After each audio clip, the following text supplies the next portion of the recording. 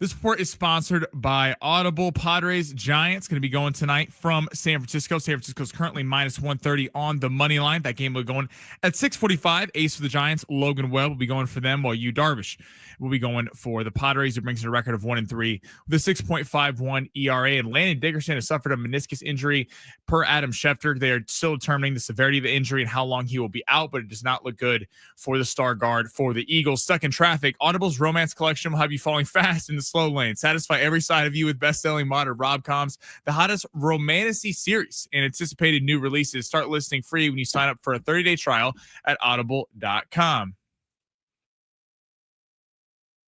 Welcome to the Fletch Zone. I'm Ben Fletcher. That's Sammy Long. No fluff, just facts. It's going on Dean Spanos. He makes it on Rashawn Slater. He's literally in tears getting carted off the field. Steve's like, "See, it's Spanos." I thought that was terrible. The Rashawn Slater season-ending injury proving once again that the Dean Spanos curse is alive and well. My wife doesn't want me to get a recliner, but I think I'm just going to do it anyways. Is that a suicide mission? It is a bad plan. Is that bad idea? You're the one that's married to her. You gotta let us know. Bad idea. Didn't know what I was thinking. Now live from the San Diego Sports 760 studios, we enter the Fletch Zone. Oh, Friday was a fun show. I had forgotten all about Friday. Thank you to CJ for putting that together. It's San Diego Sports 760, Ben Fletcher, and the romantasy novella artist himself, Sammy Long. Dude, I know. I was reading that ad read. I was like, whoa, we're getting hot spicy and on Monday steamy. morning. Yeah, let's sit in some traffic and listen to some smut. That's what I'm all about. Audible.com, by the way, for all your romantasy needs. But Sammy Long, Ben Fletcher, we're with you till 2 o'clock today. John and Jim will take over then. And how about it? 2 out of 3 over the Boston Red Sox. Friday night looked like a disaster. But Saturday, Michael King gets the start, goes a couple innings. Yesterday, Dylan Cease, fantastic. I saw a clip of John and Jim's wrap-up show where John Schaefer said the best thing the Padres did at the trade deadline was not moving Dylan Cease. And maybe that's true. Do you remember, Sammy, we had Kevin Acey on, this was 3 weeks ago now, maybe, and we were asking, what the hell did the Padres do with Dylan Cease? Like, is this going to be a trade deadline move? And at the time, he had said the best thing the Padres are going to do for Dylan Cease is hope that he gets better in the second half. Well, so far in the second half, Dylan Cease has looked a lot better. He's getting back to form a little bit. His last 2 starts, he has been fantastic. That vintage Dylan Cease that we all were hoping he would be. So Padres win 2 out of 3. In spite of the fact is Manny Machado trying to give away a game on Saturday with a hidden ball trick that hasn't worked since preschool. I thought that was very silly, but it's a good weekend for the Padres, who remain exactly 2 games back of the Los Angeles Dodgers, heading into a week where you got 3 against the Giants, 3 against the Dodgers, both of them on the road. I do think we're going to need to call our friend David Vassay this week, Sammy. I don't know about you. Yes, we will get Mr. Vassay on the show later this week. Now, who do the Dodgers have next? Do you know? The Dodgers have the Angels for the next 3 games. So, in LA, I'm assuming. Huh? No, I think it's in Anaheim, because I think the original series with the Angels actually took 2 or 3 from the Dodgers early this year. It was pretty surprising. It was like early on in the season, if I remember right. So, yeah, I mean, you think 3 games against both teams. Padres are better than the Giants. Dodgers are better than the Angels. So, can you make up a game? Can you gain some ground? The Padres really were kind of it was nice to salvage that weekend series, because it looked like after Friday night, Dodgers were really kind of beating the crap out of the Blue Jays, and the Blue Jays came back after Blake Trinan gave up 2 solo home runs yesterday out of the bullpen for the Dodgers. So, yeah, this is going to be a showdown this weekend. This is fun, man. This is when baseball gets good. It feels like we're kind of rounding the corner out of the dog days of summer, and now it's when everything starts to feel massively impactful, including Laureano picking up a walk-off hit. That was awesome on Saturday night. And then yesterday, just dominance from Dylan Cease was so good to see for the Padres, who needed it. It was nice to see Michael King back. Doesn't quite look like Michael King yet. Only got a couple of innings of work in, but you're trying to build him up, have him ready to go for the postseason run. Yu Darvish on the mound tonight for the Pods in a big series against the Giants. Like Sammy just said, Padres are better than the Giants. They need to distinguish themselves as the second team in the National League West right now. Take care of business against San Francisco so that we can all get to the main course, the steak of this week. Get the appetizers out of the way, get to Friday, and have that showdown that everyone's been talking about. I can't wait for it. I was actually on the phone with our buddy Gary Cooper over at Mountain Trust Mortgage and Realty, 858-376-1299. If you're looking to buy a home, why not? Give Gary a call. But Gary Cooper and I were on the phone this morning chatting back and forth, and all we could talk about was Padres Dodgers coming up this weekend. Can't wait for it. It's going to be a good one. But we got all show to talk about. We got right now the big three, where Sammy Long takes us through the top stories in the world of sports. Craziness all over the sports world today, not just the Padres. Sammy, let's smash that button and get to the big three. Your lunch break is here. Ready to go back to the office and knock the socks off your friends? I mean, coworkers? It's time for the top stories of the day. The Big Three. If you would like to watch the show, we'd love to have you on our streams over on X. It is at Fletch and Sammy on YouTube. It's at San Diego Sports 760. Let's get that chat going. Let's get the tweets going. Get on over there. And you can see Sammy Long, who is a provider of places for you to listen to steamy romance novels. I want to check out that ad read. It's Audible. So we're gonna get into this more later in the show, but like, so you're just in your car driving, stuck in traffic, and it's like it's getting steamy. Both hands on the wheels, Sammy, as Steve Harmon would say. Where we start with the big 3 minutes into the show. 6 minutes. All right, we're starting with the NFL. So for first week of preseason football in the books, it was fun seeing all the rookie quarterbacks. What quarterback impressed you the most? Shedeur had a good showing. Jackson Dart, Justin Fields, we're going to include him with his new team, as well as J.J. McCarthy. Well, thanks for taking all the quarterbacks, Sammy. But yes, I thought Jackson Dart was the most impressive rookie quarterback. He looked calm. He looked collected. I thought he did a really nice job. He stayed on time, stayed on tempo, delivered all the passes he needed to. That was surprising for me from Jackson Dart. I'm going to count J.J. McCarthy in the rookie conversation because he didn't have a year last year. I thought he looked great. I really did. Obviously, he didn't play that much, but in the drive that he played, led it to a touchdown. He looked calm. He looked collected. He was very emotional, J.J. McCarthy, who was obviously coming off that injury a year ago. I love that Shedeur Sanders came out there and balled out. I love that Nike had that ad ready to go. I can't remember what it said at the top. Do you know that off the top of your head? I don't. I'll get it, though. It was some fun catchphrase that was very in line with what Shedeur's been going through. But I thought Shedeur going out there and just telling everybody, you want to use that word sabotage around me? Well, how about I go out and sabotage all your takes? I thought he was incredible. Non-quarterback, but the most impressive rookie of the weekend to me, Abdul Carter, without a doubt. He looks the part. He was incredible for the New York Giants. I thought that was the steal of the draft, getting him at 3. Come on. Abdul Carter was incredible. So all those quarterbacks were fun. I'm going to include Justin Fields in there because even though he's not a rookie, he's with his new team. Dart looked phenomenal. He had that pass down the sideline. That's like an NFL pass. And let's forget, Jackson Dart won a lot of games at Ole Miss. He won a lot of games at SC the last season he was there. It's just Lincoln Riley came in and Caleb Williams came in, so he kind of got ousted, found a home with Lane Kiffin. This was a guy who was going to be a really high draft pick in the top 10 until he threw like 3 picks in the end of a game against Florida late last year, kind of dropped his draft stock down to the bottom of the first round with the Giants. He looked exceptional. I got to say, Russell Wilson going 6-7 for 28 yards. What are you doing? You're a starting quarterback. You're trying to hold off him, and Jameis had a good showing, and you're throwing checkdowns. You can only muster 28 yards on 7 passes. Jameis is also winning the emotional leader battle. Have you seen videos of him out in camp?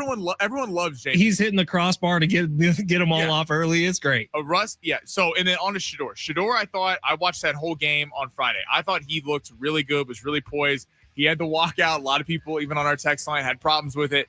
But he looked like good. Like he looked like a quarterback. He looked calm in the pocket. He was hitting receivers, and he was taking shots downfield. Like I loved. He even threw one that was almost a near pick. But I like that, like in terms of not just checking down in the preseason, making the safe reads. Because if you're going to be an NFL starting quarterback, you're going to need to go on the road and make big plays. It did not look too big for the moment for Shedeur. Shedeur had 2 throws that I thought were wildly impressive, and both of them were kind of splitting the zone between the linebackers and the safeties, really just dropping it right down the middle. They're 15, 20-yard passes. It's not anything outrageous. But the fact that he's getting over the first line of defense before the second line of defense and hitting guys in stride, I thought Shedeur was wildly impressive. 2 of the throws stood out to me as very like Phillip Rivers-esque. Totally. Nice touch passes. I also, last thing with Fields looks like, I know it's one preseason game, he played a drive, but Aaron Glenn getting him out of the pocket, he had a big touchdown run. He was like getting him out, being mobile. This is what the Bears failed to do for years is like play to Justin Fields' strengths, get him out, get him mobile. He doesn't have the best arm, but he's a really good athlete. He could surprise the people with New York up there. Before we get to the story number 2, which is a really good one, Lil Jordan Humphrey, the guy's name, the New York Giants wide receiver. Yeah. His name is Lil Jordan. That's his first name. That's what I'm talking That's about. the best name of the NFL. Hell yeah. Right off the jump. I don't even care if he's good. He looked good, but I don't care if he ends up being a He stud. deserves a roster spot for that. He's going on my dynasty team because of his name and his name alone. Lil Jordan Humphrey. Come on. Moving on to story number 2. Massive news this morning. Dana White announces the UFC has signed a $7.7 billion contract with CBS and Paramount Plus to go there. And there will be no more pay-per-views. So no more shelling out $80 for a fight every couple weeks. They will be free as long as you have the streaming service Paramount Plus.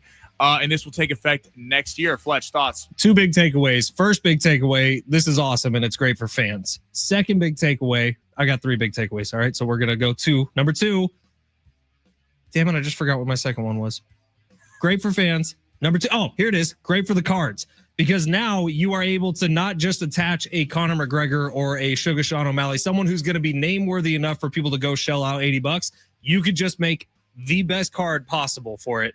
And best part number 3, UFC's valuation, the health of the league, the amount of money the league is actually worth is going to go up from this. And I actually think this was the underlying Dana White motive here. A lot of people illegally stream UFC fights. UFC has never once gotten an accurate number on how many people are actually watching their main cards, their pay-per-view fights. This will be the first time that Dana is going to be able to go to CBS, go to Paramount Plus and say, hey, how many people were actually watching this so I can report this to our investors? That number is going to jump up 10 times, not just because it's for free now or whatever $10 a month you pay for Paramount Plus, but there's not going to be anybody who is going through the back channel routes to get there. The UFC doesn't have a crazy affluent fan base. It doesn't have the moms in La Jolla lining up ready to watch these fights. No, it's people in the Midwest. It is people who are living paycheck to paycheck. They found other ways to watch these fights. Believe me, I know for a fact because I found other ways to watch these fights, but this is the right move. Make it a cheaper product, get the real number, and guess what? On the back end, outside of the $7.5 billion you just signed with Paramount, you're going to get even more because the value of your league is going to go up. This is super exciting for both boxing and UFC. This really started with, so a little backstory. If you don't know who Turki Al-Sheikh is, he's a guy from Saudi Arabia who's in charge of entertainment. And he has really, if you're a boxing fan, saved the sport of boxing in terms of just paying for the fights, paying for the fight purses, and making the fights everyone wants to see. Him and Dana White has partnered on Canelo Crawford, which will be September 13th. We will be covering it a lot on the show. Live on Netflix, a massive fight. And it's free. And it's free. So if you have Netflix, most people have Netflix, it's free. You're not paying $80, $100 to watch a fight. And boxing and UFC have both had 2 different problems. UFC has been excellent in terms of they have stacked undercards. They've been great at it. It's why the brand of the UFC has really boosted over the years. They don't just market the main event fight. They market the co-main event. They market the opening fight on the card. They really make it a 3-hour, 4-hour experience. Boxing, on the other hand, probably gave people more of the, well, not necessarily the main events they wanted to see, maybe does have more star power in terms of individual fighters in the UFC. But boxing's problem, they wouldn't stack undercards. So if the main event fight sucked and you spent $80 on the fight and it was kind of a dud or it was a very one-sided fight, it wasn't action-packed, people were pissed off and they wanted their money back, rightfully so. This is huge for both sports that you're generating a fan base like you were talking about. So many people would want to get into the UFC or want to get into boxing, but hey, I don't make enough money. I can't be spending $80 every couple weeks on a main event just to see it. And the fact that it's going to be free now if you're on Paramount Plus, it's going to be super exciting. I will be tuned in. I mean, this is crazy. So wait, they canceled Colbert and now Dana White's getting $8 billion for this thing? That's where the money had to go. Well, they had to pay it to South Park and now the UFC. I guess. We got time for one more quickie, Sammy. Yes, great. So great golf event yesterday at the PGA Championship. Getting ready for the BMW Championship next week, which is going to be the top 30 golfers. So Justin Rose won in a playoff against San Diego State alum, San Diego State kid, JJ Spawn. What was more impressive, though, Fletch? The Justin Rose win, being the oldest European champion at age 45, or the Tommy Fleetwood collapse, the most top 10 finishes and top 3 finishes in PGA Tour history without a win. Don't do it to Tommy, man. It is Tommy, though. That's the more impressive one. How does this keep happening to him? He was so good through 3 days. Had the lead after day 1, had the lead after day 2, had the lead after day 3, and then completely collapsed. And look, that's not to take anything away from Justin Rose or JJ Spawn, who both had excellent Sundays. This was a great event, the FedEx St. Jude Championship. It's one of the big money ones. So the PGA Tour, to kind of combat everyone leaving for LIV, They earmarked 10 to 15 tournaments every year that are going to have a $20 million purse. This was one of them. Tommy Fleetwood, coming in third place, still walked away with over $1 million from this event. But the fact that he still has not had a PGA Tour win, we're coming close up to a decade of his career where he has just been so close but hasn't gotten over the hump. And that's not just in PGA Tour events. That's in majors. He's been close a handful of times. This sucks for Tommy Fleetwood. Stoked for Justin Rose, who, if any of us could have as successful decade of our 40s as he's had in 1 year when he's 45, we should all be very thankful. It was a great tournament yesterday. It's starting with Tommy Fleetwood. It was such a bummer. You felt like at the hole 15, he had a 2-stroke lead on the back nine. You really felt, okay, here we go. He started the round off bad. He bogeyed the first one, and it felt like Scheffler was really going to take over when he tied him after the second hole. But the collapse, I got to give Tommy credit for doing the interview after, because that takes a lot of guts to be standing there, asked why you've collapsed once again. He held it together. I was pulling for Tommy, even though I wanted Spawn. I wanted the local kid, and I'm usually rooting for the American, but I wanted Fleetwood to win. In terms of the playoff, Spawn and him going 3 to 4 playoff holes, that was fantastic. I mean, they were sinking putt after putt. When Spawn sunk that one from across the green, it kind of looked like he was going to do it. But I just like how in golf recently, it feels like you have your megastars. You have your Scotty Schefflers, your Rory McIlroys, your DeChambeaus, guys everyone knows. But it really feels like J.J. Spawn was a name last year that no one even talked of. He's a rising star in golf. Justin Rose has totally resurrected his career. People kind of have this love for Tommy Fleetwood, even though he's not winning. He's constantly in the conversation. It feels like golf is getting a lot more names to it, which is exciting, and I can't wait for the BMW Championship this weekend. Look, if golf could have a leaderboard like they had yesterday in every tournament, they would pay a lot of money to do it. But Justin Rose, J.J. Spawn, Tommy Fleetwood, Scotty Scheffler, Cam Young as your top 5 finishing, that's incredible. By the way, Scotty Scheffler wins this tournament if his caddy didn't have to leave midway through. And did you see his caddy's face? He was terrified. Yeah. He's like, I'm going to get blamed for it. Yep. And if his caddy would have stayed the whole time, Scotty wins that. I know he had an emergency family thing, but Sammy, what do you always say about stuff like that? Never put family first. There you go. Listen to Sammy. He's so wise. Don't be selfish. Quick break. When we come back, a YouTube comment going after Sammy is one of the funniest things I've read all year. We'll unveil that. And I got some more thoughts on this UFC thing coming up next. It's San Diego Sports 760 live on the iHeartRadio app.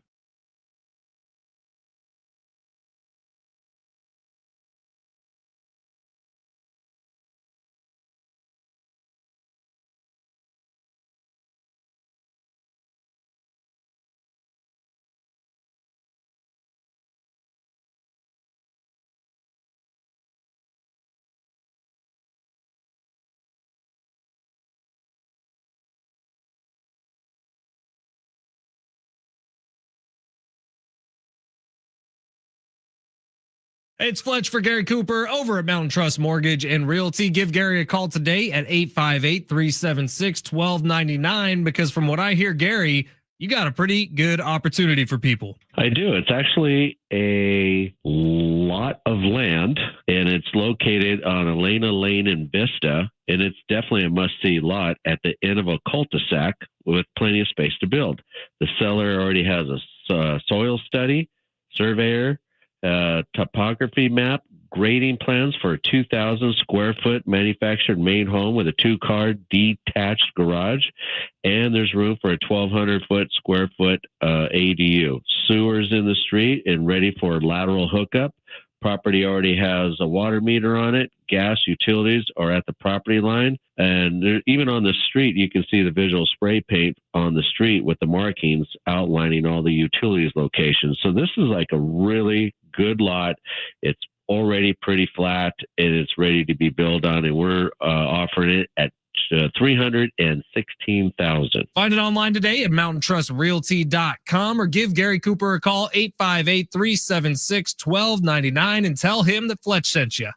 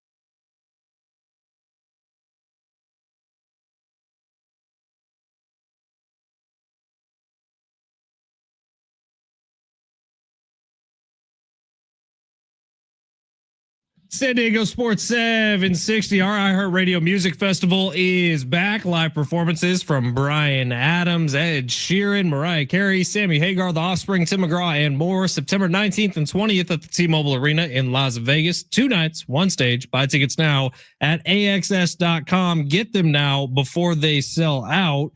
We got a fun little stat here that I have never seen before, but from 2002 through 2024 in the NFL, no team that has won the Hall of Fame game went on to win a single playoff game. 0-8 in postseason games during that span. Sammy, remind me, who won the Hall of Fame game? The Chargers. The Los Angeles Chargers. That's right. Yeah.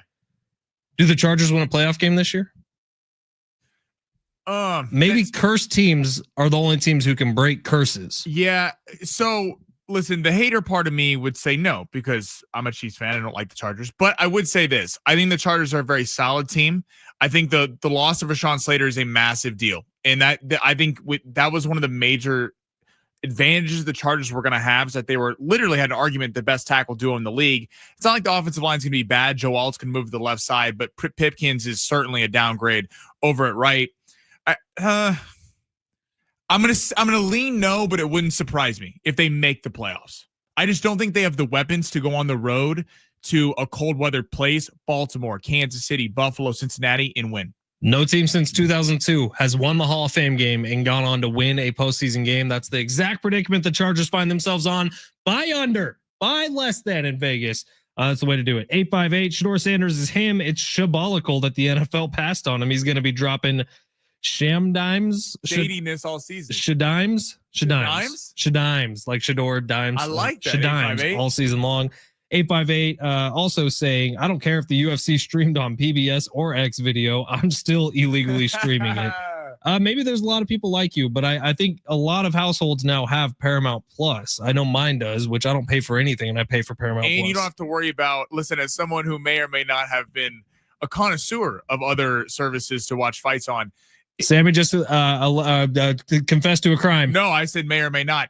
The streams can crash, especially if you're on a Wi-Fi with a lot of people to it. So you have to be very, very strategic about where you are in terms of the house and how close you are to the modem. Well, and every once in a while, if you're on one of these streams, allegedly, so I've heard, there's some inopportune advertisements that will pop up. Like, say, when you're airplaying it onto your TV in front of your family.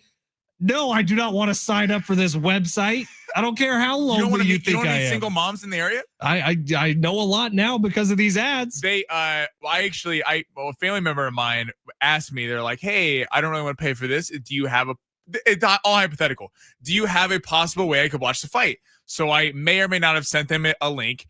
And they had the same thing happen. They had the things pop up and they thought I was sending them straight porn. I was like, no, I'm trying to get you. You have to click out of it. You have to click out of the tab and go back. But sometimes, listen, you don't have to worry about that. If you have Paramount Plus, you don't have to worry about ads popping up and terrorizing your children. This is good. This is a good thing for sports fans. The UFC, look, a lot of people have never even seen a single UFC fight because it's been behind a paywall. I'm telling you, I was in that boat. COVID happened. UFC was the first sport to come back. My buddy Peter and I, every single Saturday, sat on the couch and watched like 6 straight hours. It's a fun sport. Once you get into the storylines, you could really start to love it and enjoy it. So if you're looking for something new to try, UFC might be for you. This is very true. Viva Padres says it's hard to create a pay-per-view star in boxing or MMA.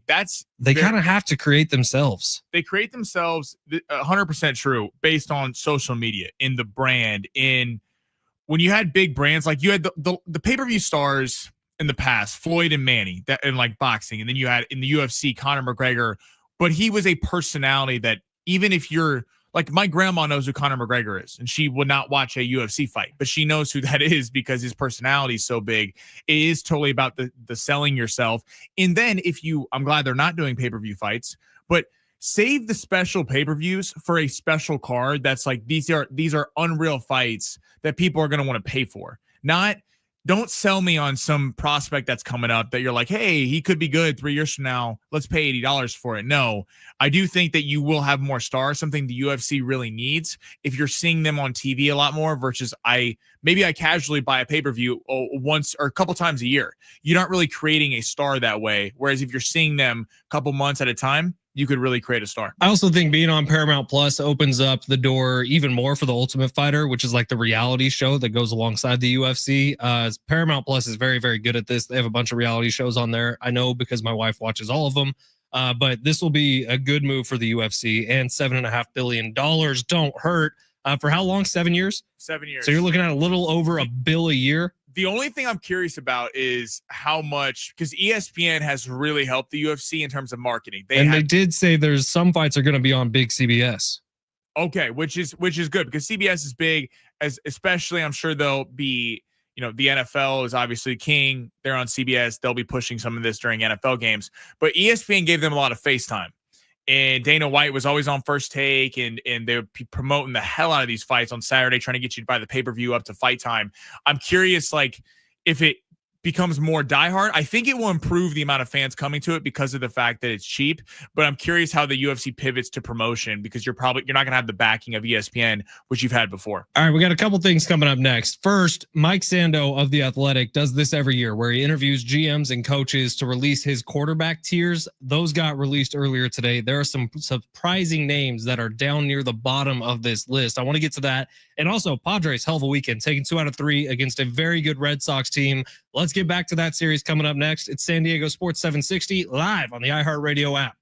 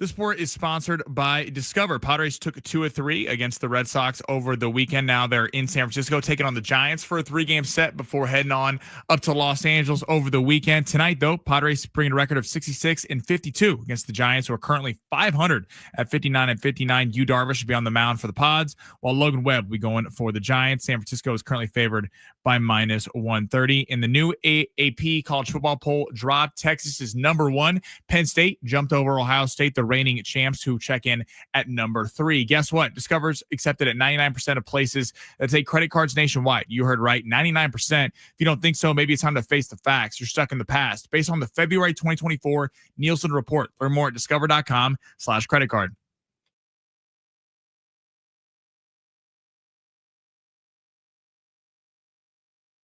San Diego Sports 760, Ben Fletcher, Sammy Long with you till 2:00 today. John and Jim will take over then. I think I was reminded of something this weekend, and it was watching NFL preseason football, specifically Jackson Dart, who I was wildly impressed with.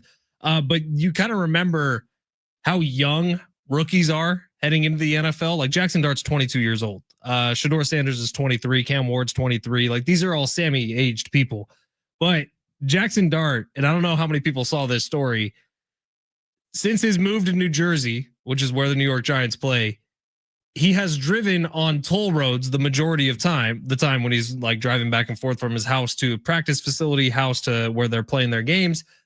Jackson Dart has not paid a single toll road bill and has reportedly racked up thousands of dollars by this point by driving on the New Jersey Turnpike. Trust me, if he doesn't know what toll roads are, he didn't grow up with them. Trust me, if he's good, all those toll roads are going to get forgiven in New York. And if he sucks, then all of them are going to get brought back up. Yeah, it's just hilarious to me that at 22 years old, which I mean, me growing up in Central California, we had the 99 freeway and that's it. We had the 99 freeway and Highway 140. That's it. No such thing as toll roads. My first time interviewing in San Diego, I took the 73. I was staying at my then girlfriend, now wife's house, Kendall, up in Long Beach. Took the 73 to get down here and didn't pay it and didn't know that I had to pay it. And I got hit with like a $67 fine or something. That was 10 years ago. We now. Really do got to get rid of toll roads. Like that's just somewhat necessary because you pay and then you forget to pay it and then they're sending you stuff. It's a whole thing. Yeah, but when you do pay it and you are taking the toll road and you're driving by everybody who's just stuck in traffic on the 405, you're like, yeah.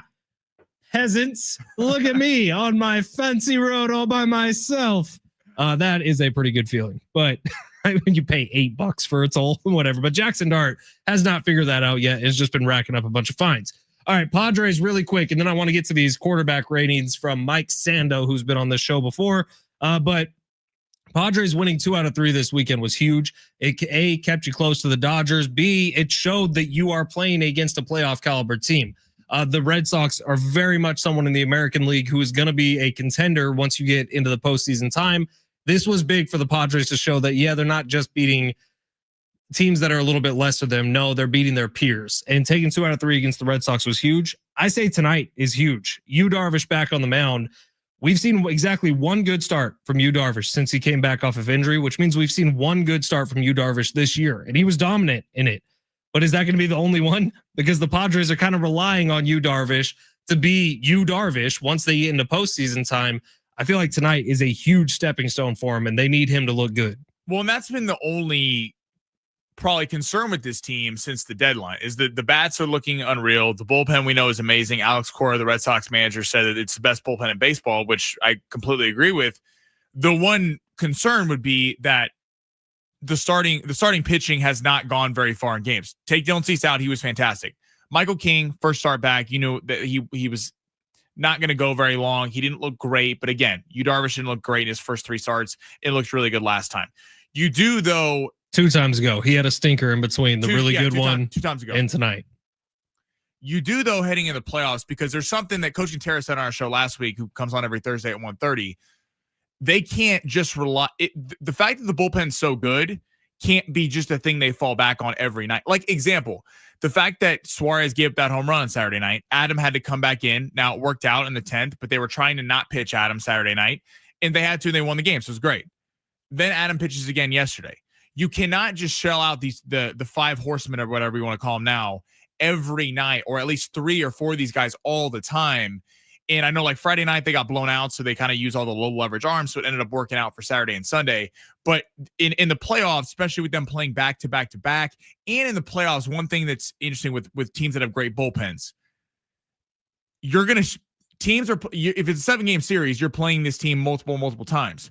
What you start to see in those games is towards the end of series when they've seen your bullpen arms, they've seen all your best arms, the hitting comes alive because they're usually great in games 1, 2, and 3. But if you see the same guy, I don't care if it's Mason Miller throwing 104 miles an hour, if you see him 4 times in a span of a week, most major league hitters are going to be able to make some adjustments.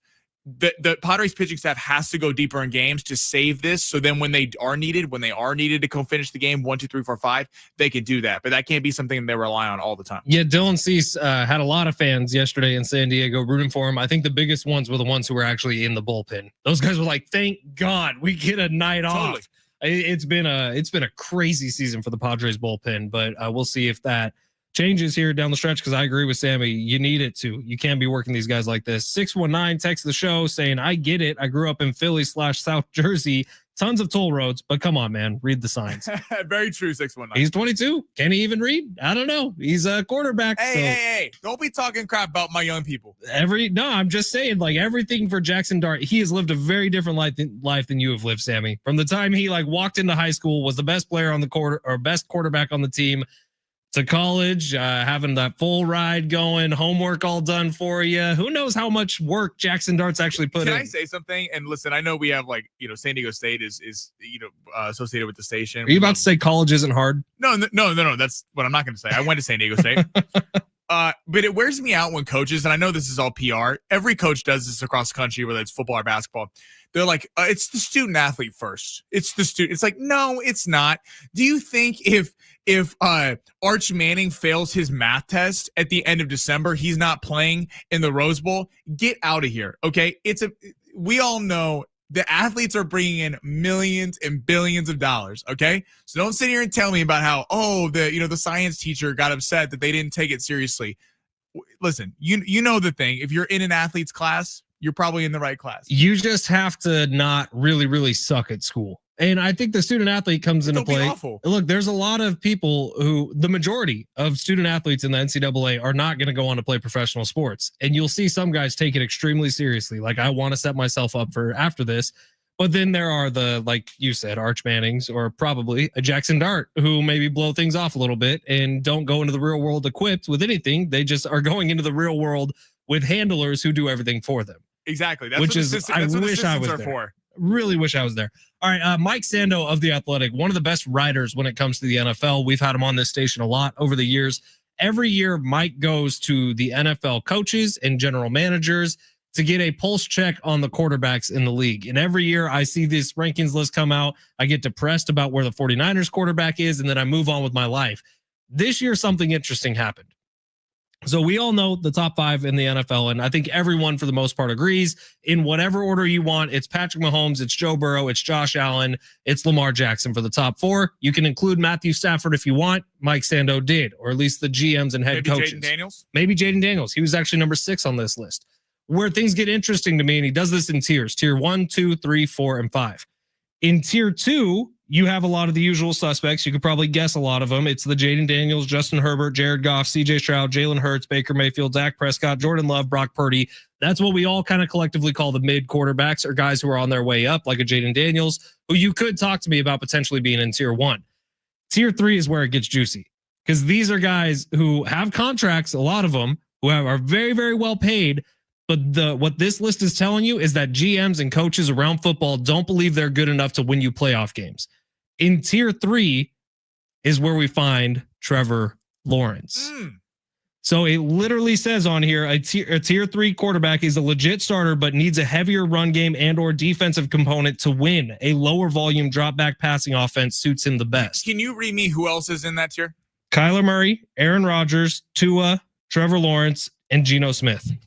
So I would certainly put Trevor Lawrence above all those guys. The only guy... Can I tell you? He wasn't. Tua, Aaron, and Kyler were all above him. See, Kyler, you could argue. I would take Trevor Lawrence. I would take Trevor Lawrence over Kyler. Kyler's the only guy out of that list that I think you could argue. Now, this is only for this year. So Aaron Rodgers being here is valid because it's legit only this season. I think this is where I know you're very low on Trevor Lawrence, and I get it. That he has. I don't even know that I'm low on him. I'm just disappointed in what he's done so far. I think everyone is. Because you see the talent. That's where like there's a cap to some of those other guys. Geno Smith is a solid quarterback, and I think he's really going to make the Raiders a lot better.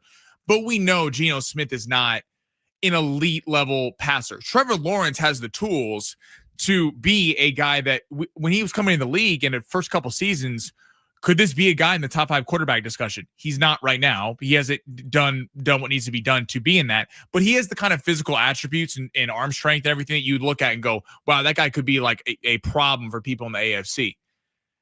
I think this is a make or break year for him because now he's got Travis Hunter and he's got Brian Thomas Jr., who's one of the big stars that came out last year.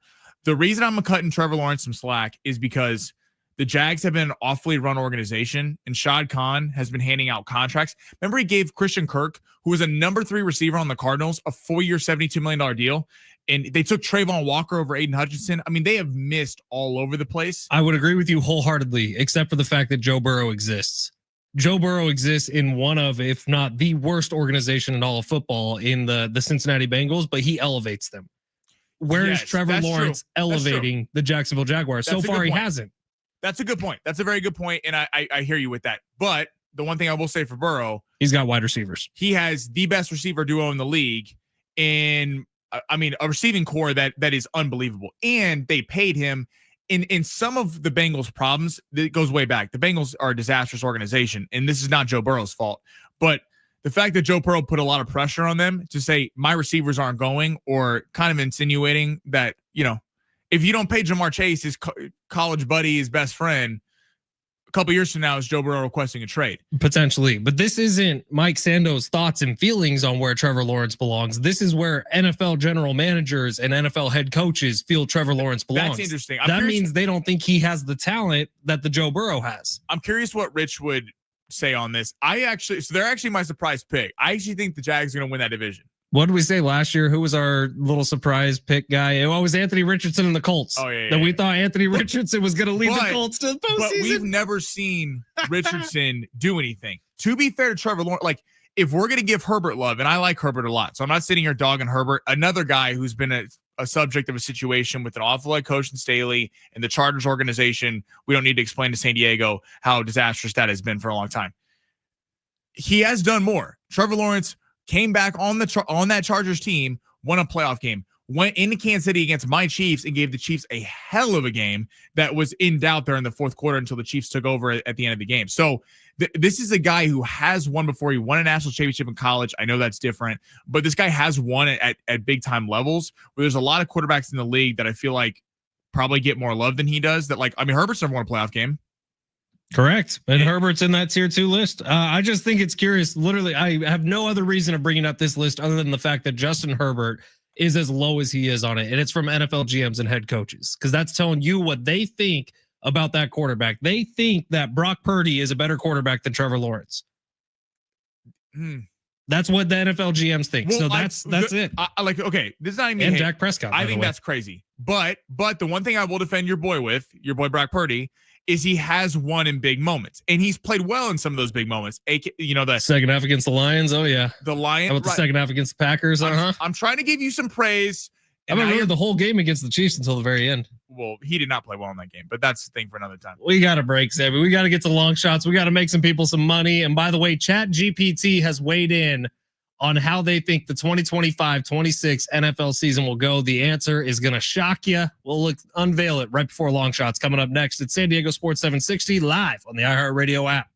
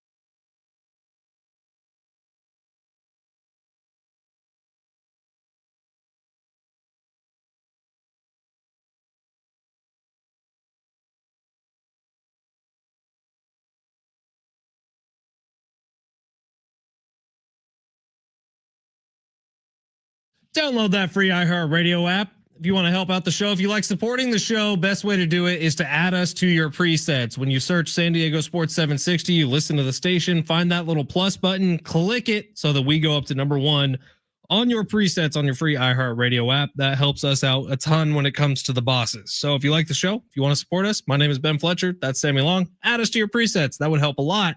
Sammy, this is the time of day we do a little something called long shots. And I'm going to be very positive about long shots today. Can I explain what happened over the weekend? Okay, if you want to go negative, you can go negative. No. I want to give our listeners an explanation of what happened over the weekend. Okay, because I was very frustrated Saturday night. I wasn't even going to bring up the weekend. No, but I am. I'm going to bring it up because we don't hide from our listeners. They're betting alongside us. They have a right to know what happened. So we went 1-4. It was a tough weekend. Clayton Kershaw was the only guy that hit Friday night over on strikeouts. Merrill Kelly really sold us. I mean, we needed 6, buddy. He got 4. The location was not there. Okay, you can't say Merrill Kelly sold it. No. One of your picks hit. Hold on. Anthony Hernandez against Dolidze. I gave you the over on fight time. I was feeling really good. I was like, this fight's going the distance. He didn't land his power early. We needed over 18 minutes. He knocked him out with 15 seconds before we hit it. Or submitted him. How does that happen? Like, it's like they were listening to the show and then they decided to choke him out right before that happened. And how about Uros? Don't even worry about him. Listen, that fight ended 1 minute and 5 seconds. He got clocked right in the face early and then came back and knocked this dude out cold. It's a rough life doing it, but look, Sammy's got a tough job, and we all support Sammy. We hashtag have faith in Sammy, and it's time to let that faith be known once again. So, Sammy, if you may, can we please smash the button and get to long shots? Let's see. Underdogs? Nah, that's old. Those with a less than good chance of winning? Too wordy. Wait, he's all big time now, huh? It's time for Sammy's Long Shots. Hold on. Can't talk until I say the important stuff. Long Shots is presented by Circa Million and Circa Survivor. Now, go. By the way, I teased that ChatGPT has predicted 2025-2026 NFL season. 49ers are Super Bowl champs, beating the Chiefs in the Super Bowl in 2025-2026. Not me, ChatGPT. All right, that's just what they think is going to happen. On behalf of everyone listening right now, I'm sorry. I'm sorry that just had to be brought up. Wasn't me, ChatGPT. I saw it on Instagram. All right, so it must be true. Sammy, where are we going with your long shots? And by the way, big voice guy just telling you this is presented by Circa. We're there next week. So, next Wednesday, we are there. I'm excited, man. That's going to be fun. Very excited about Circa Million, Circa Survivor. We're gonna I gotta read in a few minutes and tell you all about that. But first, we gotta line up. Listen, we're almost through the dog days, everybody. We're almost through where we get to the NFL, and then Sammy's long shots will never miss again because I know exactly what I'm doing when it comes to the NFL. Is that a guarantee? It's a Sammy Long guarantee. I think the problem sometimes is that the MLB guys are lazy and they take nights off in the middle of the season. It's like I can't be faulted for some random dude deciding he doesn't want to show up on a Tuesday night. I mean, I think everyone else out here listening has the kind of dedication where they would show up to their job on a Tuesday night. I'm just throwing it out there. All right, so what are your picks? Okay. All right, we're doing a total basis. Ellie De La Cruz against Philadelphia, more than 1.5. Ellie De La Cruz been quiet a little bit recently. Struggled against Pittsburgh over the weekend. Actually only had 1 base on Friday, 1 base on Saturday, and none on Sunday. Now the Pirates do have a really good pitching staff, but that's about it with them. On Sunday he did have 2, but against the Phillies, this is the worst pitcher they got going. They got Walker going tonight, Taween Walker. I know I messed that name up, so I apologize. But his number is only projected at 3 strikeouts on the day. Okay. So I think he's going to have a big night. Ellie De La Cruz, the Reds are still kind of in this thing a little bit. So they got to get winning if they want to chase down the Padres or the Mets, who've really been faltering recently. Ellie De La Cruz, more than 1.5 total bases. What are you laughing about over there? Say that name one more time. Did you say Taween? I don't know. It's Tajin Walker. I'm going to mess that up. Okay. Now I'm losing credibility. Ellie De La Cruz, anyway, more than 1.5 total bases. Okay. We're going Garrett Crochet, 7.5 pitcher strikeouts against the Houston Astros. Now, I know this is a steep number. People are going to go, you sure you want to go with 8? He had 8 in his last outing, 10 2 outings before then. But here's why I'm going to go more than. The Astros are a very solid team. They got a lot of guys back on that lineup. That's a real dark horse team to get to the World Series out of the AL. But we saw the Red Sox over the weekend. Very talented team, but Saturday had to go into extra innings. a tough weekend with a lot of close games outside of Friday. I think we're going to see the Garrett Crochet is their ace. This is their guy that they have to rely on to go far in the playoffs. He's going to go a lot of innings tonight. We're going to go more than 7.5 pitcher strikeouts. And then, listen, I don't know if people are going to be okay with this, but I really feel like Logan Webb is going to just go a long ways in this game. So we got to take our heart out of betting. Even though we want the Padres to win, we do have to take our heart in what we think is going to happen.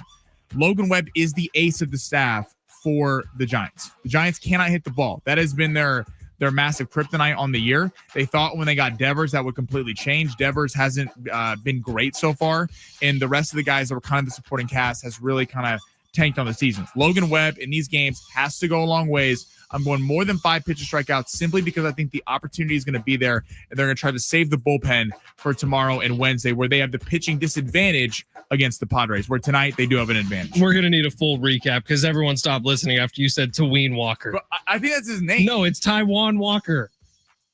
It's pronounced like a Walker. necktie. Juan. Yes, it's Taiwan Walker. Get out of here. There's a J in it, bro. There's also a J in Juan. How am I supposed to know that? Okay. What'd you say? Silent J. T1. What? I said even Taween Walker. I don't.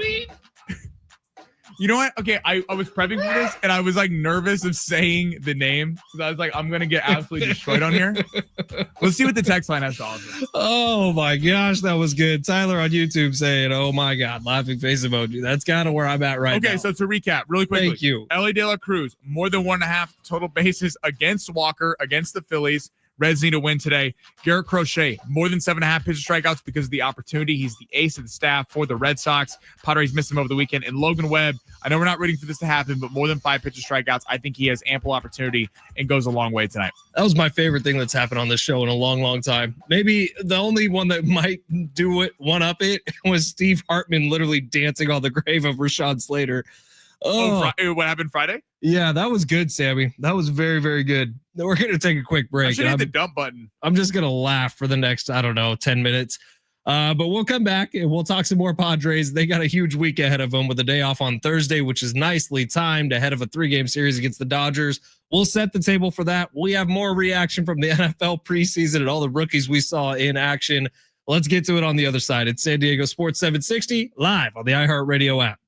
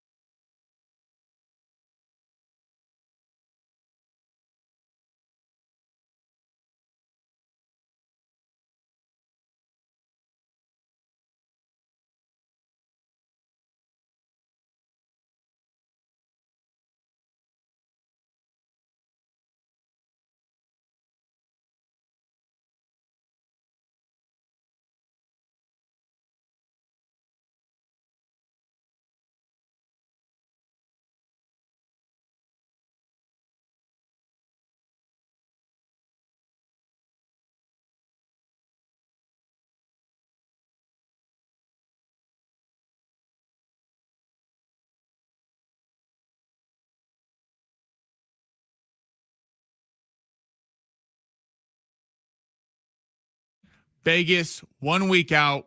Fletch and I are going to sign up for Circa Million and Circa Survivor. I'm going to talk about Circa Million first. Circa Million, you pick 5 games against the spread each week. Instead of doing side bets with your boys where they may stiff you on payment, play Circa Million. You don't have to worry about point totals. You don't have to worry about all that nonsense. If you think you know more than the books, pick 5 games against the spread each week. $1,000 entry. You can get 10 of your friends, go 100 a pop, or you can go 1,000 in yourself. It's season-long fun. I'm looking at my picks right now. So if you got in early, this Dallas Eagles spread, night 1, Philly favored by 7 at home. Is Micah Parsons going to be there? Landon Dickerson just got hurt for the Eagles. Maybe you like something there. The Chiefs, after the Rashawn Slater injury, went from -2.5 to -3.5 in Brazil. Ravens on the road, dogs to the Buffalo Bills, +1.5. I like that there. And the Broncos favored by the Titans in the rookie Cam Moore, number 1 overall pick, by 8. Maybe like some value there. And the Packers favored by 2 at home against the Lions. I think I'm rolling with the Lions. I think I'm going to roll with Dan Campbell in game 1. But listen, my picks are my picks. You can do whatever you want. Pick 5 games against the spread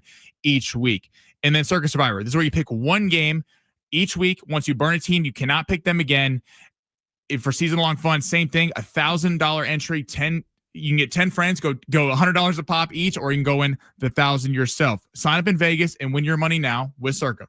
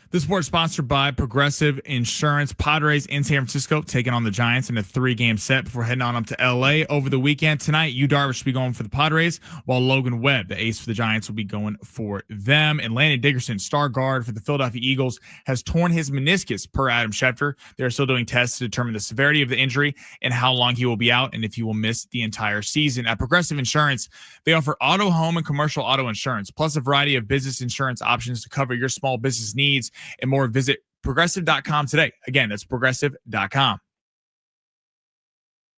Welcome to the Fletch Zone. I'm Ben Fletcher. That's Sammy Long. No fluff, just facts.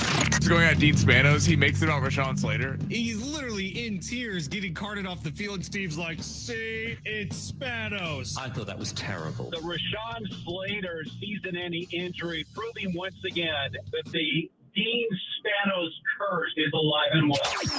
My wife doesn't want me to get a recliner, but I think I'm just going to do it anyways. Is that a suicide mission? It is a bad plan. Is that bad idea? You're the one that's married to her. You gotta let us know. Bad idea. Didn't know what I was thinking. Now, live from the San Diego Sports 760 studios, we enter the Fletch Zone.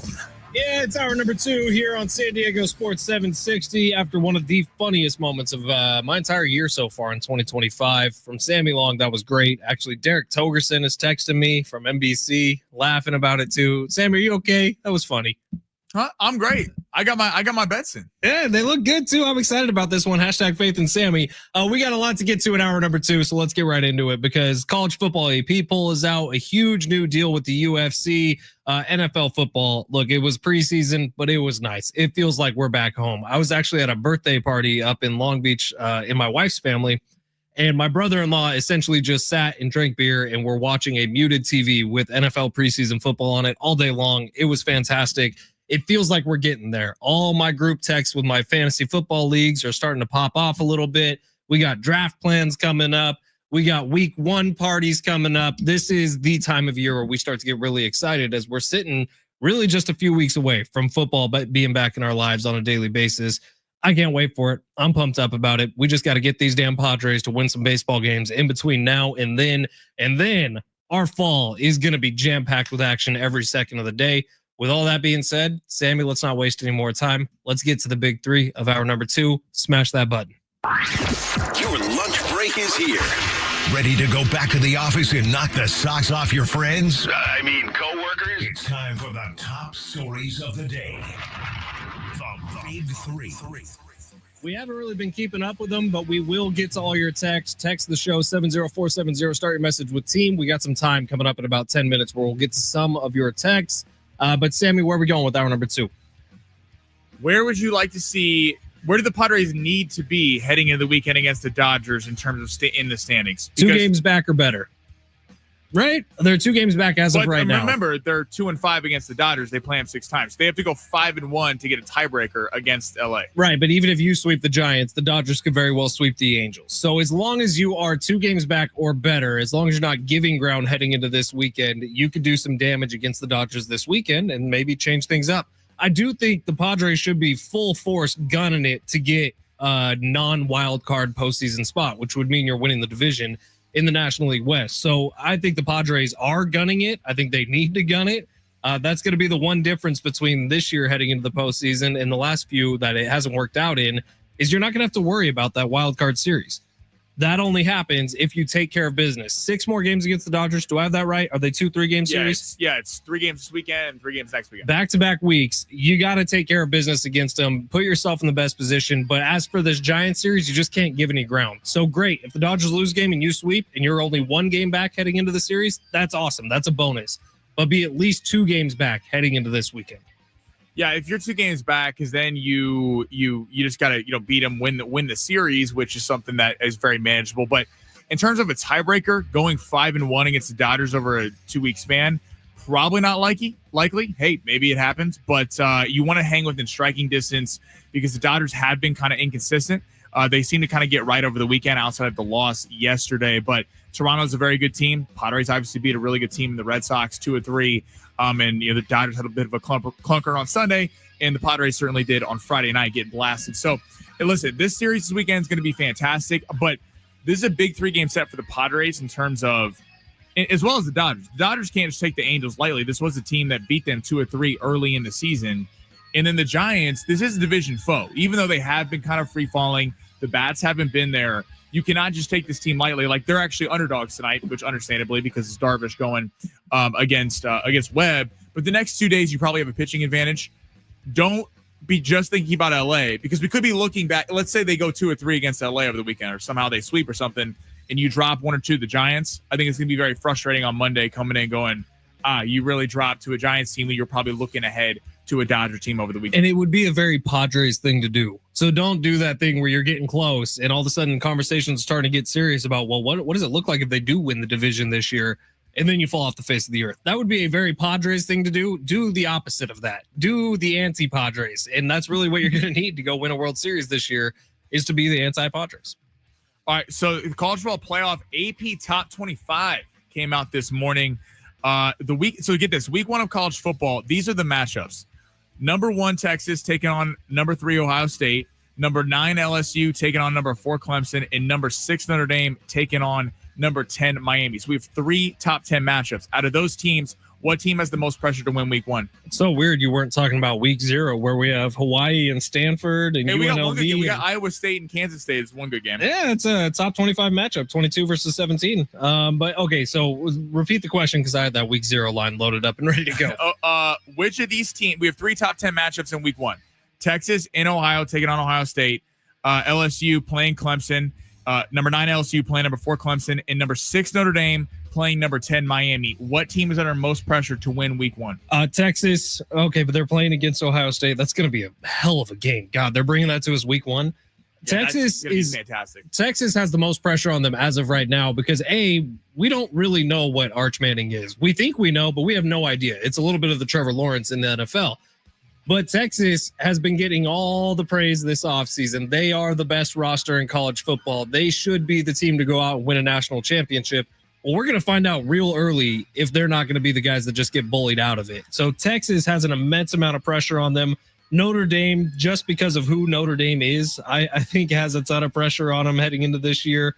This is going to be fun, man. Good for college football. Stacking the deck on week 1. LSU, Clemson, Ohio State, and Texas. That is a hell of a first week. They all got pressure on them, but I'd say Texas first, Notre Dame second. Totally. So many times in college football, we have just seen these dud first 2 weeks where they're playing directional schools, and it's like you're excited to watch, but I mean, you're just playing a joke competition. This is awesome that they're opening with this. So Texas obviously under a lot of pressure. Arch Manning going with his debut, Sark, but they are on the road in Ohio State. Ohio State's the defending champs, who's number 3, kind of flying a little bit under the radar, even though they have 2 of the best players in the country, in Jeremiah Smith and Caleb Downs, and safety for them.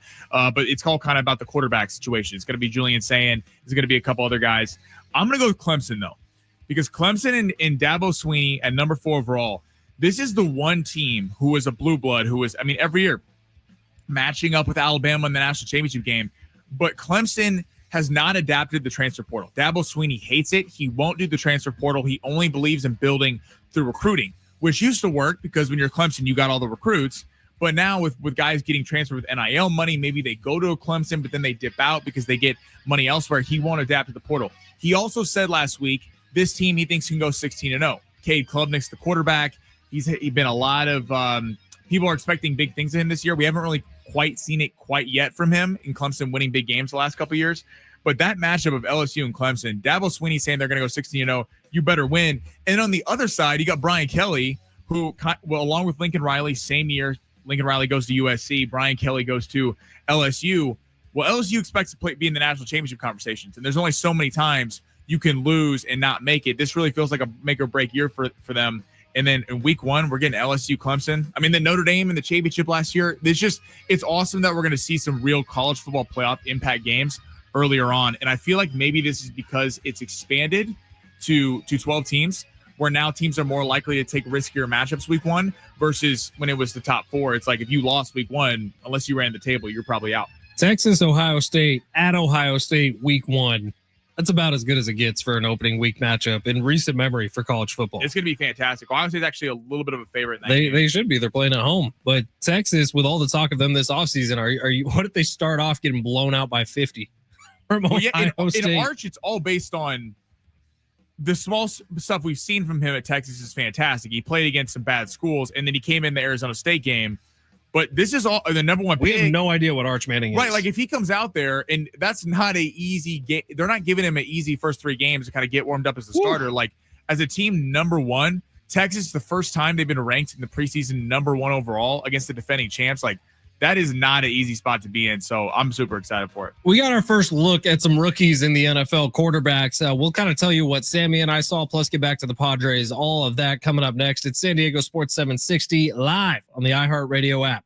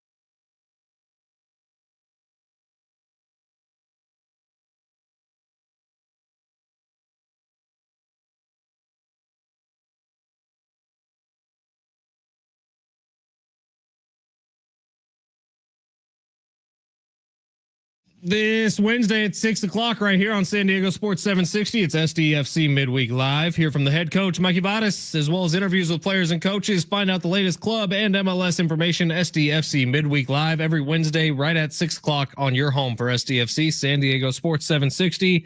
Nice win for the boys out in Kansas City over the weekend. They win 2-0 against Sporting KC, further entrenching themselves in that number one spot in the Western Conference. They're shooting up the power rankings. I love to see it. They were at number one a few weeks ago. Where they are right now, Sammy?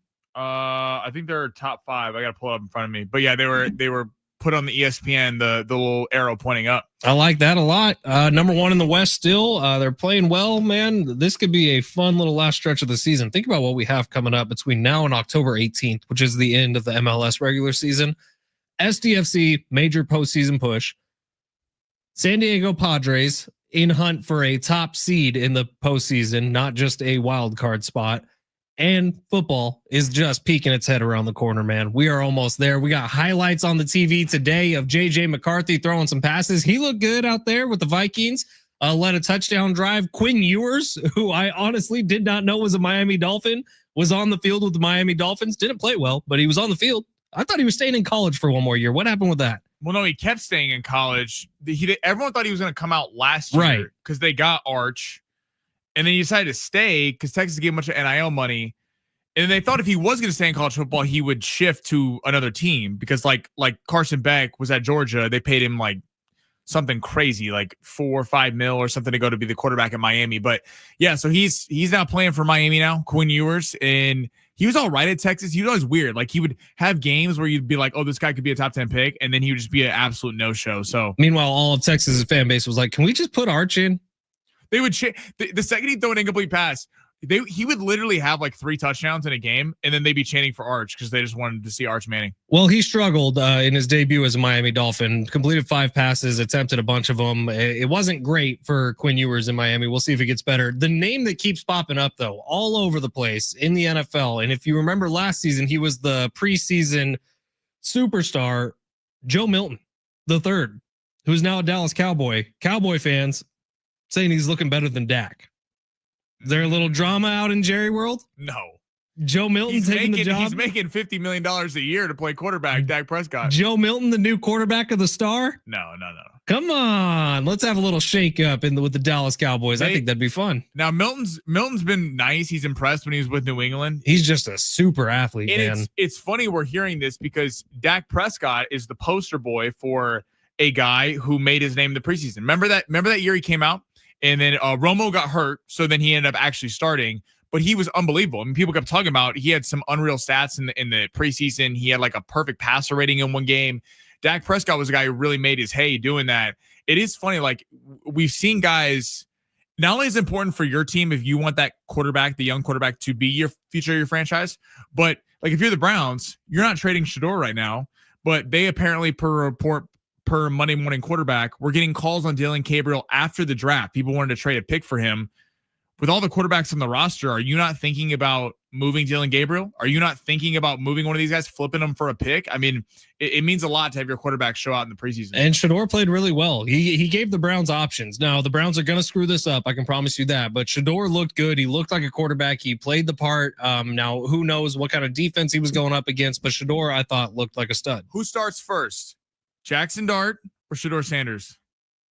Damn, that is tough. Both of them, to me, if I was running an NFL team, I would put both of them behind the respective potential future Hall of Famers. I don't know if Joe Flacco is going to get there, but he's a Super Bowl winning quarterback, so you kind of have to put him in that conversation. But I would start Joe Flacco weeks 1 through 6, and I would see how Shador is progressing in camp. Same thing with the New York Giants. I would start Russ, see how Jackson Dart's doing, but they both look good yesterday. It's given their head coaches a lot to think about. Both of those guys looked much better over the weekend than I thought either one of them would look. All right, text line, what do you got, Sammy? No, I was just going to say, I was like going to respond to it. Shador is interesting because they have a logjam at quarterback. I just don't, we've been over this. I don't get the Joe Flacco thing. I don't know what that does for you. He's not going to be quarterback of the future. Just gives you time. It's from a different era. Aaron Rodgers needed time. Why do you want time? If you're Cleveland, why do you want time? You want him to see literally how a game day looks from the sideline, not just immediately starting right away. Okay, but let me. There's something to be thrown in the fire where sometimes you get burned. Let me throw something at you. Let's say Joe Flacco starts half the season. or over most of the season, and Shore gets in at the very end. In the Browns, where we're projecting is not going to be a very good team who's going to be picking towards the top of the draft in a quarterback class next year that's supposed to be loaded.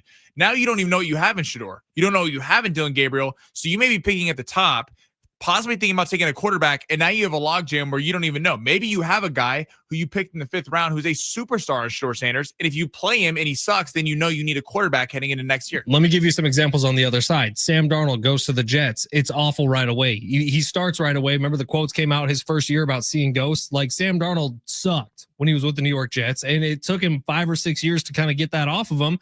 Now Sam Darnold's a starting quarterback. Last year he won 14 games. This year he's starting in Seattle. They got a lot of high hopes for him. We'll see how it goes. Josh Rosen, does he have an NFL career if he doesn't start immediately with the Arizona Cardinals? Like, what does that look like a few years down the line? Yes, but he's a number 1 overall, or not a number 1 overall pick. He was a top pick in the 1st round. Remember, so was Sam Darnold. Exactly. But Shedeur Sanders dropped to the 5th round. There's different expectations now. The league clearly told you what they think of Shedeur Sanders and expectations for him. But if you drafted a guy in the 5th round and he pops, or hell, throw Dylan Gabriel in there, a guy you took in the 3rd round, I just don't understand what starting Joe Flacco. Same thing for Russell Wilson. If you want to let Jackson Dart see how it is for a little bit, I don't know what Russell Wilson does at this stage in his career. How about Patrick Mahomes? What if they would have started him out right away and he struggled? Yes, but that team... It helped Patrick Mahomes having a year under Alex Smith. 100%. Except the Chiefs were a perennial playoff team, unlike these other two teams, making the playoffs. And Alex Smith that season, halfway through, was a leader in the MVP odds until it tanked halfway through the year. So it's different guys who were starting than other teams. Right, but Joe Flacco, I would compare to Alex Smith, and I think that's fair. Not at this stage in their career. Okay. Alex Smith is still a really good quarterback. Joe Flacco had some nice years over the last couple of years. He did, but Alex Smith, after he left the Chiefs, went to Washington. Had it not been for the leg injury, they were atop the division. I mean, so Joe Flacco at this point in his career at 40 is a nice story, but Joe Flacco's not a... You can't realistically throw Joe Flacco out there and think you're going to win a lot of games in that division. How about the other with Russell Wilson? Because I think you roll with Russell Wilson until it looks like it's clear, or even Jameis Winston, until it's clear you have to move on. I just think it's a difference in philosophies for sure, but I think rookies... Throwing them out there right away, it's going to hurt them more than help them. I think it hurt Caleb Williams a year ago. He clearly was not ready. By the way, Caleb Williams not playing in preseason week 1. Odd. Strange. Ben Johnson, you need to see more from Caleb. Especially with all the reports coming out of them not looking good in camp, of the offense, like the weird trick plays they were running, and the thing that was totally blown out of proportion, but him throwing his helmet down and people kind of that went viral. Like, it's odd that you don't play him. It was odd. Even for a drive. I think you need to see him. All right. Text line. We got a bunch of them coming in here. 858 with football back. Will you guys be running any fantasy football segments? Yes. We could absolutely talk about that. I love a Thursday morning phone call with a fantasy football expert. Well, I guess we're afternoon, but Thursday afternoon phone call with a fantasy expert. Set your lineups, have callers call in. I think that's a great idea. 619. Hey, Sammy, Eagles fan here. Go Birds. Thoughts on this year's week 2 matchup? Are the Eagles playing the Chiefs week 2? Yes, in Kansas City. I think it's going to be a hell of a game. I think it will be closer this time, or I'm hoping it's closer. But I do think it's going to be two great teams. I mean, what was the score of the Super Bowl? It was 40-22. Eagles got some rough news, man. I'm kind of down on them now. Their offensive line starting to fall apart. Landon Dickerson out for season potentially. That's what for that game. There's one thing on both sides. Dickerson, they still have a great offensive line, but how does that affect? I mean, the Eagles are a beat you up, run the ball, tush push team. How does that affect them? Then on the other side with the Chiefs, Rashee Rice probably not going to be there. So how does the offense with the young players and Worthy and Royals kind of mix in? That's going to be a great matchup week 2. 858 egoless team, the Padres. The only 2 egos are Manny, and he's all baseball, and Tatis. That's a fun conversation that maybe we can get into later on this week. The egos on the Padres are interesting. I would add one name to the list. Ramon Laureano's got an ego on him. Have you noticed his social media? Yeah. He's been clipping out highlights of him. He talks a mess. Ramon, I love it though. He's been on fire since he's gotten to the Padres, but every time he does something, it's like 20 minutes after the game, it is up on X video of whatever he did. 760 says, as a Bears fan, I'm totally okay with Ben not playing Caleb. Clearly wants to take the heat off before the regular season. Look, you almost got to treat preseason as if no one's watching. And sickos like us, we are watching the preseason because it's football. It's back. It feels familiar. But if you're an NFL head coach, Caleb Williams had the year he had a year ago, and he's supposed to be the future of not only your team, but of the league. You got to see what you have. And he clearly needs reps. And that's what the preseason is great for. Just getting reps, making him feel more comfortable. He's got a brand new offensive line, a brand new offense. Yeah, Caleb Williams needs to be out there. I hear you 760 with this. Is you don't want him to go out there and you like to the other side of what Fletch said and suck. Well, yes, but in terms of in the preseason, it's if you're giving him one drive and he goes, I don't know, 2 of 5 for 20 yards, people are gonna go, see, Caleb Williams is trash. That's not the case. They're just getting into a rhythm of the thing. But I would like to see him start at least one drive. But I see what you're saying, 760. We got to take a break, but real quick, 619, can't wait for college football and also F them boys. Talking about the Cowboys. 619, I tend to agree with you. Quick break. When we come back, let's get into this Padres week they have coming up because I feel like tonight is crucially important for one Padre in particular. That's next at San Diego Sports 760 live on the iHeartRadio app.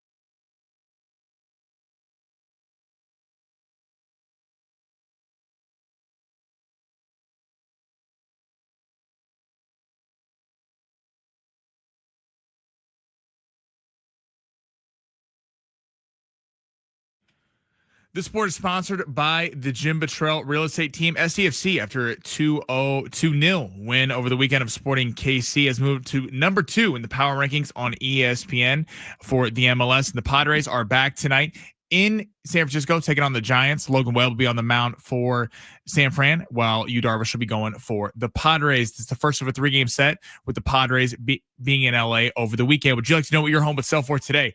Get a simple text message with your home's value by texting your address to 855-600-6000. You'll get no phone call, just a text. Jim Buttrell has the buyers. Simply text your address to 855-600-6000.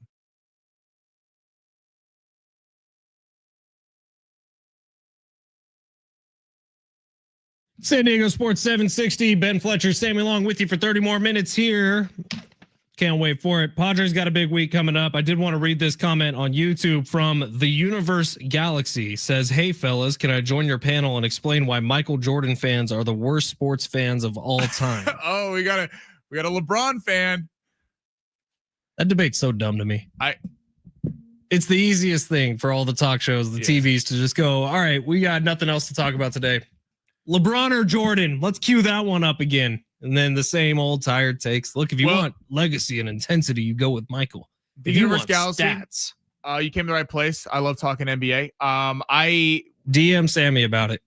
I will.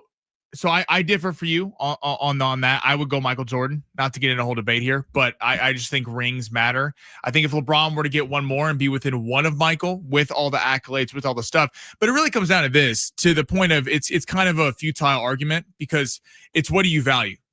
Are you a person who values individual stats? Do you value the all-time point scorer of LeBron, the amount of finals appearances he's been in, or do you value winning and going 6 for 6? Well, while you were talking about that, the Universe Galaxy is way back in. See, folks, this is an example of how Michael Jordan fans are. I write about his fans, and they assume I'm a LeBron James fan, and then they assume it's MJ versus LBJ, and then they assume MJ wins, and so on and so forth. Well, who do you have then? Go ahead, the Universe Galaxy. Let me know. That is a strong username, by the way, on YouTube. Yeah, it's not just the universe; it's the galaxy. The Universe Galaxy. Well, thank you for being here, pal. Appreciate it. Appreciate you watching. And yeah, DM Sammy all you want about MJ versus LeBron. He'll talk for hours about it. All right, I did want to real quick kind of jam this in here because reviews are out, and apparently Weapons is like the best movie ever. Fantastic. Okay, so I know a lot of people who went to see it. Everyone's coming back with that same thing. So do I need to go see this in theaters like this week? Yes, it's really good. I want to go see it Saturday night with a couple of my boys. Is it scary? Yep, it's scary. I not the scariest movie I've ever seen, because there was a couple jump scares that got me. There was one I was proud of myself at the end that I didn't jump at when my boy freaked out. But they do it without giving anything away. I like how they do the movie. It's not just like a regular slasher film where it's just what's the premise real quick? I know nothing. It's not even a slasher film. I know nothing about this movie. Okay, basically in the trailer, all these kids in this town for this one classroom leave their home at 2:17 in the morning, and they're caught on Ring cameras, and it's really creepy. They run with their arms out. Based on a true story? No. Okay, good. I hope not. Or seriously, and basically they go away. No one knows where they went. It was all in one classroom of Ruth from Julia Garner from Ozark. Oh yeah, she's fantastic in it. And Josh Brolin is Marty, I ain't committing any more crimes for you. It's good. And you know what I like about it, without giving anything away? They tell the story from multiple perspectives, multiple characters, but they don't overlap too much where you're like, I've already seen this scene a bunch. It's really good, and the ending is fantastic. I'm down to watch it. Also, a new social media trend has popped up of people Sammy's age who have never seen the original Star Wars movies, watching the original Star Wars movies for the first time. Who has never seen the original Star Wars movies? This is a new trend. It's people who are like in their early 20s. That's embarrassing. Who are saying like Empire Strikes Back, those movies, saying they've never seen them before, going through and talking about how great they are and seeing them for the first time. I was hoping Sammy hadn't seen them so you could do that trend, but you have. Of course, I was raised right. Okay, good. I'm glad. Who is? That's honestly not even on the people. Well, actually, if you're in your early 20s, it's on you because you should have bought it by this point. But if you've never shown your kids Star Wars, I agree. Like that is a seminal moment in someone's life when they see Star Wars: A New Hope. I would agree. Even though Star Wars: A New Hope, not that great of a movie. Hold on. Empire. No, much better. No, it's not. A New Hope's the best movie of that entire thing. If we can find it, this is very much a MJ LeBron type debate. Did you know that Vader was his father? Yeah. Before you saw the movie. I was like 7 years old. I thought it was the first one was kind of boring. I'll be honest. Oh my, that is despicable. Someone made a point to me, and then we'll get off this, that if you knew that Vader was his father, and this is not spoilers because the movie's been out for 40 years. If you knew that Vader, doesn't that get unveiled in the second? Doesn't that get unveiled in Empire? So you're kind of making my point for me. Exactly. But I'm saying if you knew that Vader was his father before you saw it, it took some of the steam out of it. Whereas if you didn't know, and then it's like this big reveal, it's like the craziest thing you've ever seen in cinema. Look, I have Star Wars very, very high up on my list of everything. All of the Star Wars universe included, except for maybe the newest ones. Those kind of suck. But A New Hope is wildly overrated just because of how great. That's an insane thing to just say. Because of how great Empire is. I'll get off of it.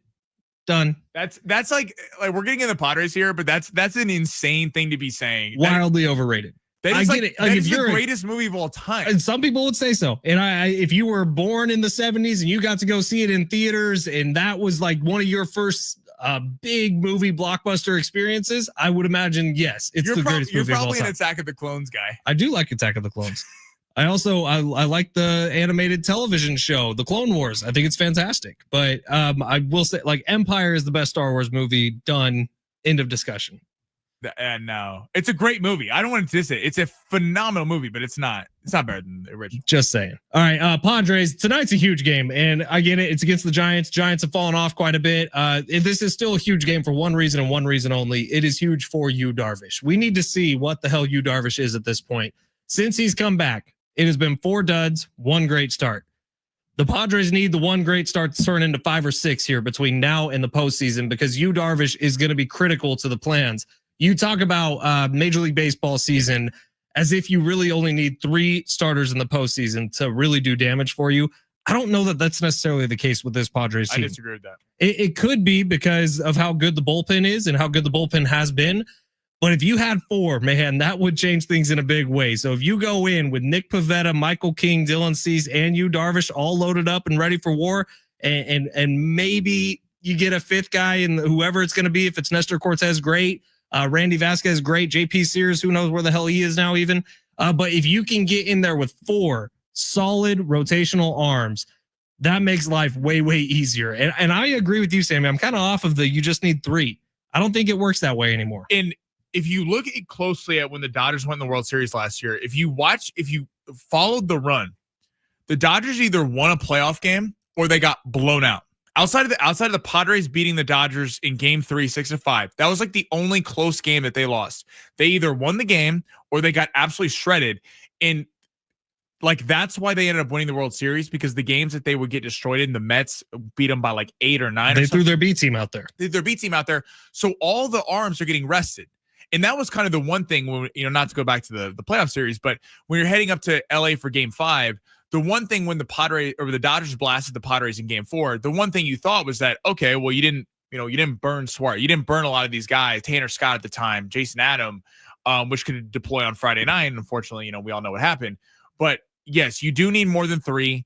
You certainly need 3 legit starters, and you need a guy who's basically a 4 starter that can go length and innings in the middle of the thing, because you can't realistically over if the Padres are really a legit chance to go to the World Series, which I think that they do have, you can't be throwing out you're going to be playing another month of baseball. You can't be throwing out your 5 guys every single night to win games, because at one point that the bullpen that's fantastic, that's the best in baseball right now, will come apart if you use them at that level. This is where Mike Schilt needs to really step up and be a good manager, and he's got to handle it better than I think he has been. All right, we did 2 things in this segment kind of on accident, but they have exploded the text line. Text line with Jordan, LeBron, and Star Wars is going crazy. So let's get to a couple of them here because we won't have time at the end of the show. 619 says, love y'all. Love you too, 619. Thank you. 858, as a Spurs diehard fan and a neutral fan of both LeBron and Michael Jordan, Jordan is the GOAT. Only chance LeBron has is getting up to 6 rings. We'll see. 858, if rings matter the most, Bill Russell has 11, dominating Jordan. If it's all about never losing the big game, then Montana is superior to Brady. Yes, but Bill Russell played in a time where there were 10 to 12 teams in the entire NBA. And he was a foot taller than everybody. But yes. 619, I'm 41 years old, saw the OG Star Wars once. I'm good. Hashtag shots fired. Ooh. Hashtag Trekkie. So we got a Star Trek fan in our midst. Oh. Star Trek, something I've never really gotten into. I like it, but it's not Star Wars. The Chris Pine movie was okay. It was a little much for me. See, I enjoyed him in Star Trek. I thought he was good at it. I like the OG. I like Shatner. 760, one thing you can't argue about is that the Star Wars realm, Jar Jar Binks is by far the best character of all time. Love me some Jar Jar. That's a trolling text. For sure it is. Actually believe that. But I actually do love Jar Jar Binks. So the actor who played him, I'm going to get this story a little bit wrong. I'm sorry. But the actor who played him got so much hate and so much criticism right off the jump. It's not his idea. It wasn't his idea to be Jar Jar Binks. Playing a part. But Star Wars then remedied this by years later putting him in The Mandalorian for a couple episodes to play a Jedi. I mean, Jar Jar is not a core character. He's problematic for sure. He also might be the Sith Lord. We don't know. The best Star Wars character that doesn't get enough love is Qui-Gon Jinn with Liam Neeson. Yeah, he didn't even like Liam Neeson talked about his death recently, Yeah. And he says it's such a wimpy way to go out. Like, are you serious? I'm a Jedi. I'm a master Yeah, Jedi. he just lays down. And you think that's how I'm going out? Hell No no. shot, dude. You think I got a lightsaber on me? You think I'm just giving up? Yeah. Hell no. You think I'm just gonna let that one slide through? Not a chance, And dude. by the way, Darth Maul should not still be alive. Darth Maul is badass. I love that character. The double side. Okay. What? Are you embarrassed? No, I'm not embarrassed. I love Star Wars. I'll fight anyone. They want to say that we're nerd losers. Yeah, That's but the fine. OG Star Wars is kind of boring. New Hope. That's crazy. Kind of boring. Viva Padres as weapons is a fantastic movie. Cool, man. I want to see it. Maybe I'll go this week. All right, San Diego Sports 760, our final time out of the day. When we come back, we'll get you ready for John and Jim, get you ready for the day in sports. That's next on San Diego Sports 760, live on the iHeartRadio app.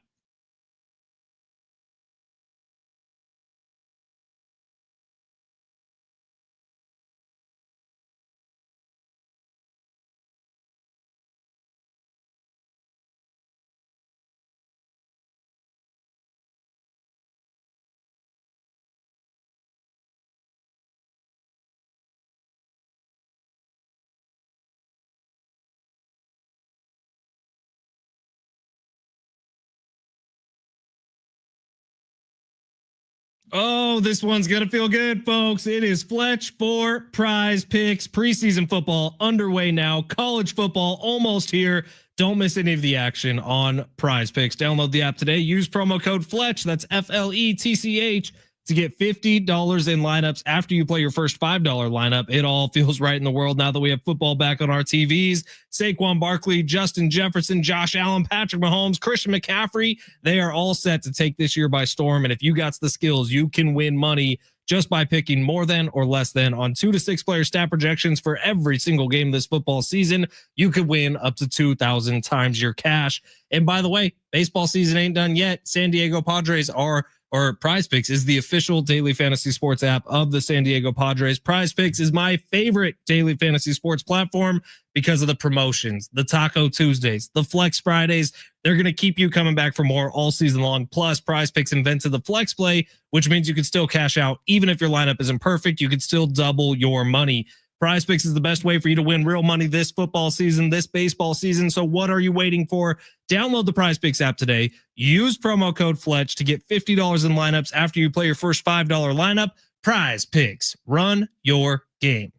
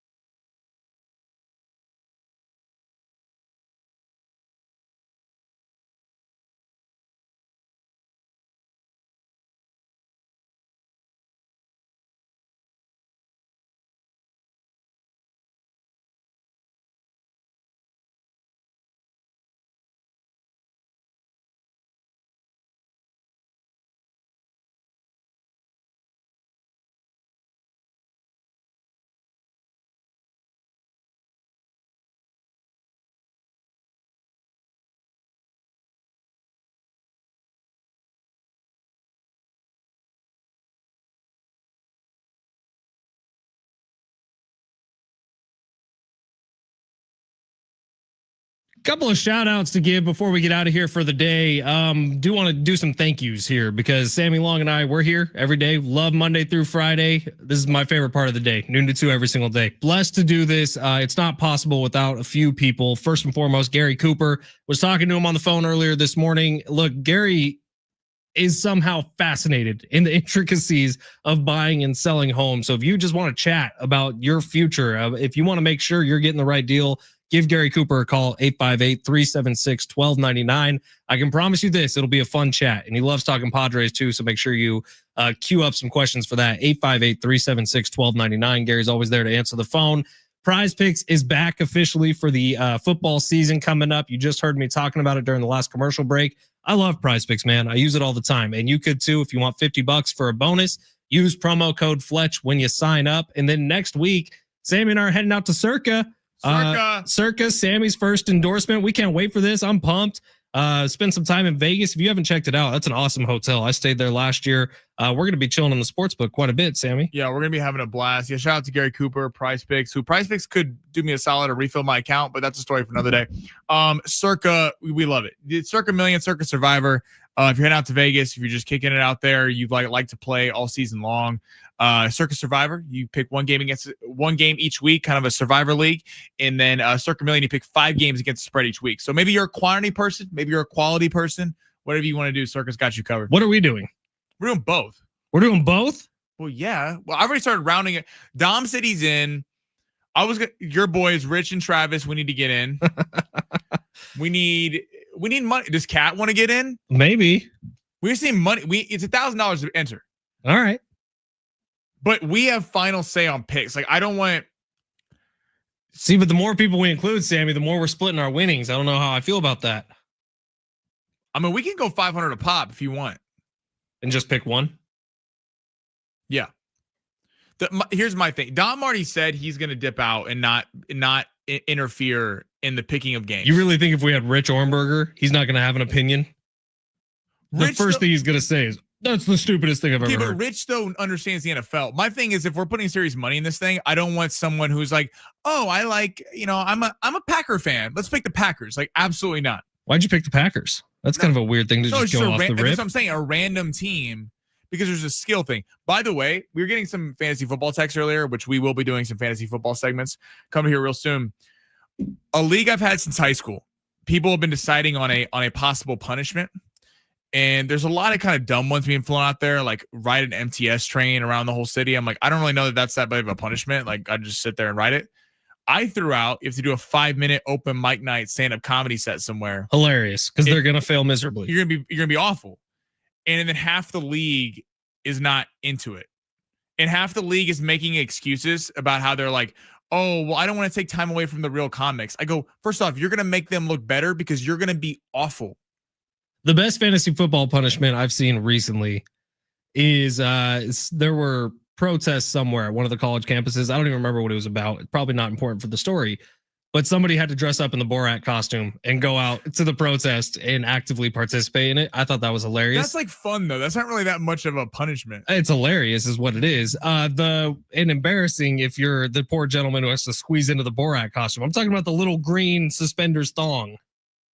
Oh, not the suit? Yeah, I'd say that's pretty damn embarrassing. The best fantasy football league idea I've heard recently is instead of having like 12 people in your league, you have 12 teams of people.